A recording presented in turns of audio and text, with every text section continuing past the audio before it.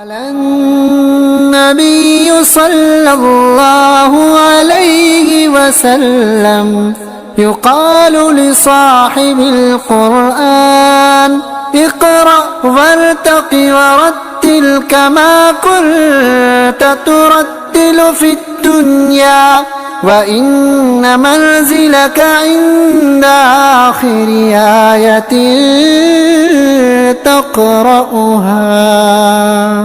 کیا تجھ کو میری عظمت و رفعت کی خبر ہے؟ کیا تجھ کو خبر ہے یہ سفر کیسا سفر ہے؟ میں حافظ قرآن بنا رب کے کرم سے، استاد تیری محنت و شفقت کا ثمر ہے۔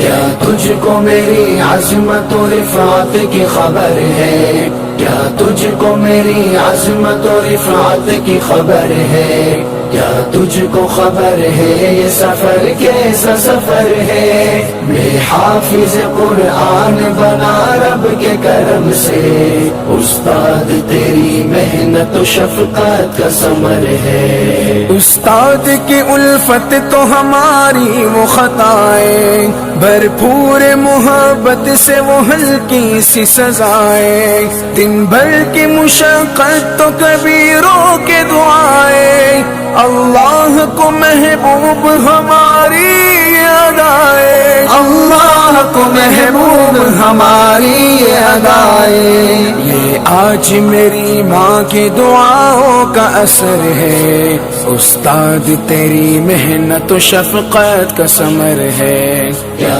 تجھ کو میری عظمت و رفعت کی خبر ہے؟ کیا تجھ کو میری عظمت و رفعت کی خبر ہے؟ کیا تجھ کو خبر ہے یہ سفر کیسا سفر ہے؟ میں حافظ قرآن بنا رب کے کرم سے، استاد تیری محنت و شفقت کا ثمر ہے۔ الحمد سے والناس تلک یاد کیا ہے، قرآن کے انوار سے دل شاد کیا ہے، اللہ ہمیں خوب عمل والا بنا دے، اللہ سے پھر رو کے یہ فریاد کیا ہے، اللہ سے پھر رو کے یہ فریاد کیا ہے۔ کچھ مرتبہ حاصل مجھے دنیا میں اگر ہے، استاد تیری محنت و شفقت کا ثمر ہے۔ کیا تجھ کو میری عظمت و رفعت کی خبر ہے؟